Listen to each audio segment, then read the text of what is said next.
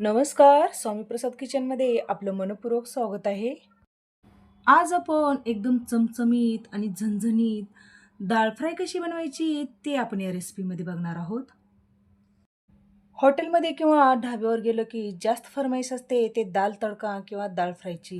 तुम्ही जर हा व्हिडिओ पाहिलात तर तुम्ही कोणत्याही ढाब्यावर किंवा हॉटेलमध्ये जाण्याची गरज नाही.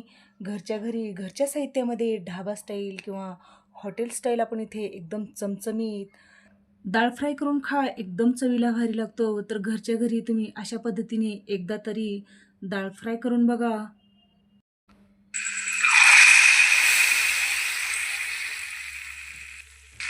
तर अशा पद्धतीने तुम्ही नक्की एकदा तरी दाल फ्राय करून बघा. तर रेसिपी भरपूर टिप्ससहित शेअर केलेली आहे. तर ही रेसिपी तुम्ही शेवटपर्यंत नक्की पहा.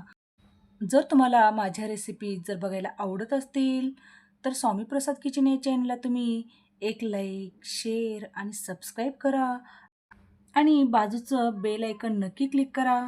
चला तर मग वेळ न घालता आपण रेसिपीला सुरुवात करूया. तर इथे डाळ फ्राय करण्यासाठी लागणारं साहित्य बघूया.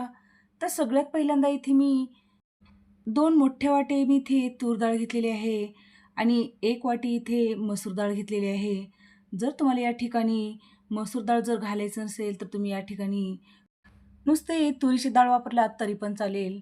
तर सगळ्यात पहिल्यांदा इथे जी 2 मोठ्या वाट्या तूर डाळ घेतलेली आहे, ते तूर डाळ आणि मसूर डाळ आपल्याला एक या भांड्यामध्ये घालून घ्यायचं आहे आणि त्यामध्ये भरपूर पाणी घालायचं आहे. एक 2 ते 3 पाण्याने आपल्याला हे डाळ चोळून स्वच्छ पाण्याने धुवून घ्यायचं आहे. तर इथे मी मस्त चोळून हे डाळ स्वच्छ पाण्याने धुवून घेतलेली आहे. तर या डाळीमधलं आपल्याला पूर्णपणे पाणी काढून टाकायचं आहे. तर बघू शकता आपण हे 1 ते 2 पाण्याने छान हे डाळ स्वच्छ पाण्याने धुवून घेतलेलं आहे.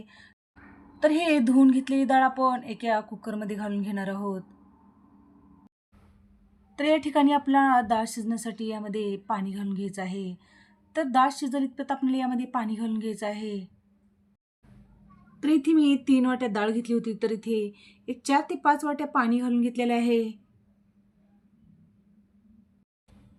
तर यामध्ये आपल्याला एक अर्धा चमचा हळद पावडर घालून घ्यायचा आहे आणि 1 चमचा इथे तेल घालून घ्यायचं आहे.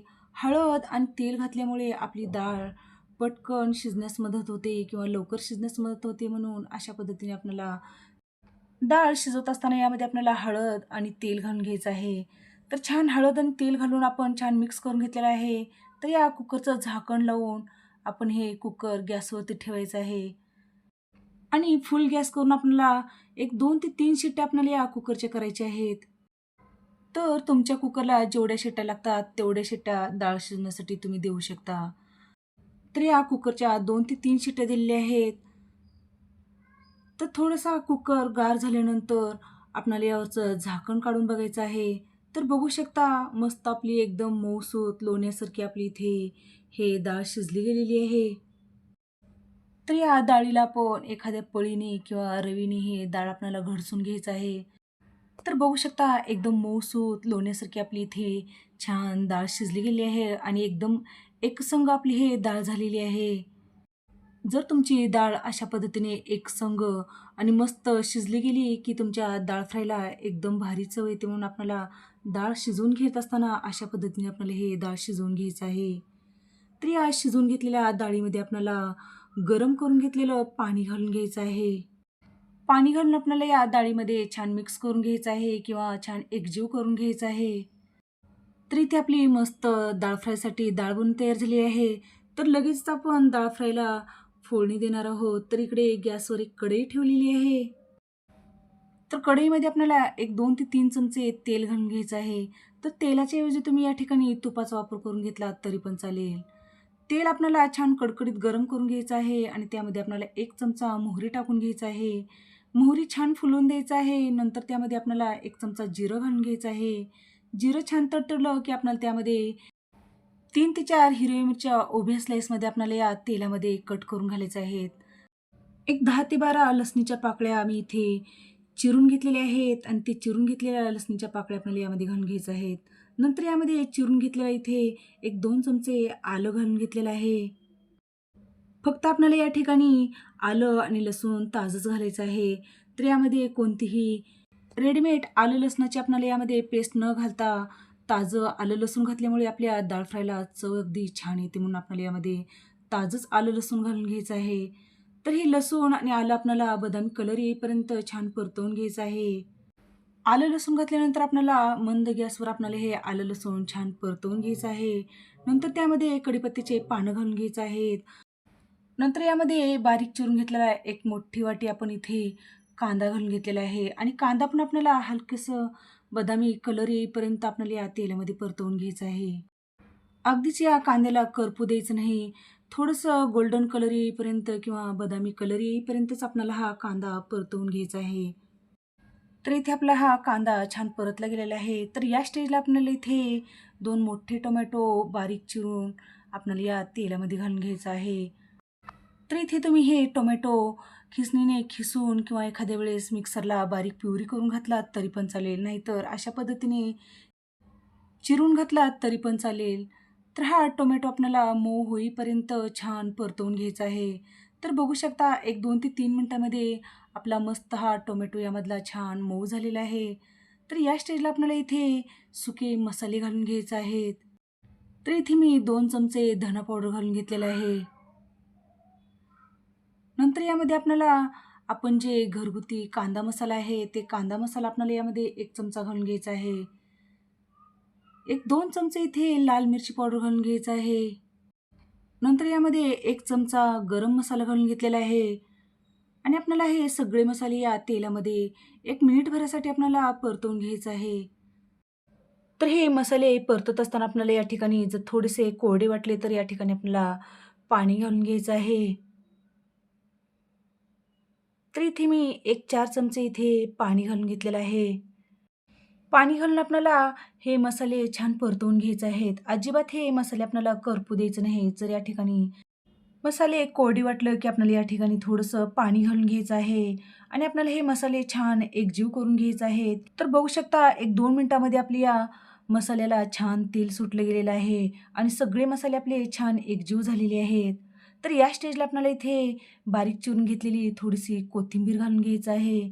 नुसती वरूनच कोथिंबीर सजवण्यापेक्षा थोडंसं फोडणीमध्ये जर कोथिंबीर घालून घेतलात, तर आपल्या डाळ फ्रायला एकदम छान चव येते, म्हणून आपल्याला थोडंसं फोडणीमध्ये आपल्याला कोथिंबीर घालायचं आहे आणि छान आपल्याला या मसाल्यामध्ये परतवून घ्यायचं आहे. नंतर यामध्ये 1-2 चमचे इथे कस्तुरी मेथी घालून घ्यायचं आहे. तर बरेच जणांचं म्हणणं असतं, हॉटेलच्या भाज्याला किंवा रस्सा भाज्याला एक वेगळी विशिष्ट चव असते.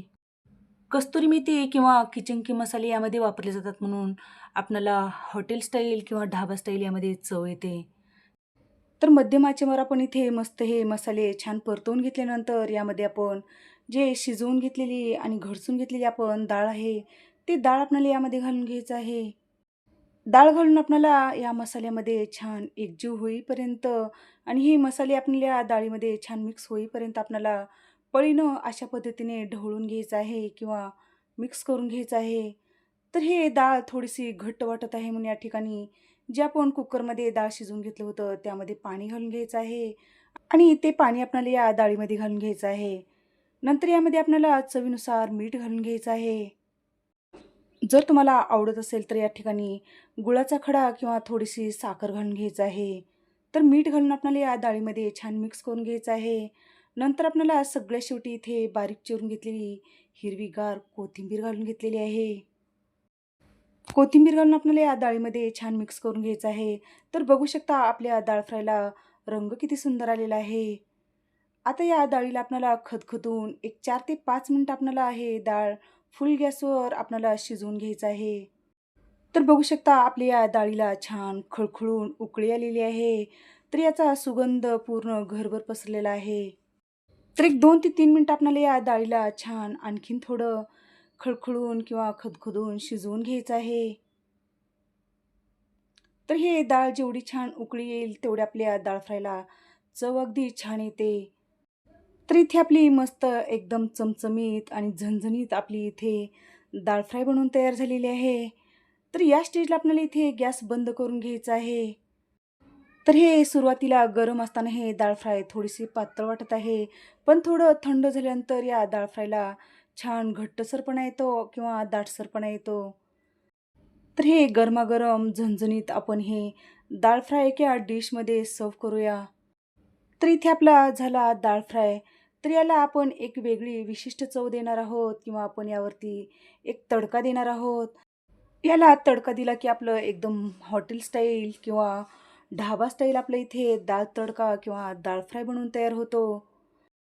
त्यासाठी इथे मी गॅसवर एक तडका पॅन ठेवलेला आहे आणि त्या तडक्या पॅनमध्ये आपल्याला एक एक 2 चमचे आपल्याला कॅटलीतली जी चमचा असतो ना, त्या चमच्यानं आपल्याला 2 चमचे तेल घालून घ्यायचं आहे आणि तेल आपल्याला छान कडकडीत गरम करून घ्यायचं आहे. तर तेल गरम झाल्यानंतर आपल्याला यामध्ये एक अर्धा चमचा मोहरी घालून घ्यायचा आहे. मोहरी छान तडतडायला लागली, की आपल्याला एक अर्धा चमचा जिरं घालून घ्यायचं आहे. नंतर त्यामध्ये आपल्याला एक 5 ते 6 लसणीच्या पाकळ्या चिरून घालायच्या आहेत. थोडेसे आपल्याला यामध्ये कढीपत्त्याचे पानं घालून घ्यायचे आहेत. तर इथे मी एक 10 ते 12 कढीपत्त्याचे पानं घालून घेतलेले आहेत आणि 2 ते 3 आपल्याला इथे सुक्या लाल मिरच्या घालून घ्यायच्या आहेत. तर हे सगळी फोडणी आपल्याला मध्यम गॅसवर किंवा बारीक गॅसवर आपल्याला हे छान परतवून घ्यायचं आहे. तर बघू शकता आपण इथे मस्त खरपूस आणि खमंग आपण इथे फोडणी परतली गेलेली आहे. तर त्यामध्ये आपल्याला एक अर्धा चमचा काश्मीरी लाल मिरची घालून घ्यायचं आहे आणि बारीक चिरून घेतलेली एक कोथिंबीर घालून घ्यायचं आहे. तर इथे आपली मस्त हे फोडणी बनवून तयार झालेली आहे किंवा तडका बनवून तयार झालेला आहे.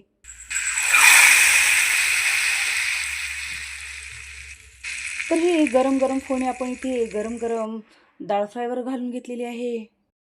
तर या फोडणीमुळे आपल्या डाळ फ्रायला एकदम हॉटेलसारखी किंवा ढाब्यासारखी आपली एकदम मस्त चव येते म्हणून यावरती आपल्याला अशा पद्धतीने तडका किंवा हे फोडणी घालून घ्यायचं आहे. अशी फोडणी घालून घेतल्यामुळे आपल्या डाळ फ्रायला किंवा डाळ तडक्याला एकदम भारी चव येते. तर इथे आपला मस्त ढाबा स्टाईल किंवा हॉटेल स्टाईल आपल्या इथे डाळ फ्राय किंवा डाळ तडका बनवून तयार झालेला आहे. तर अशा पद्धतीने तुम्ही घरच्या घरी, घरच्या साहित्यामध्ये तुम्ही डाळ फ्राय किंवा डाळ तडका करून पहा. एकदम चवीला छान लागतो. तर तुम्हाला आजची डाळ फ्रायची रेसिपी कशी वाटली? नक्की एक कमेंट करा.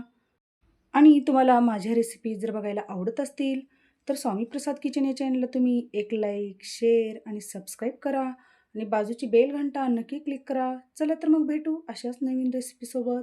धन्यवाद.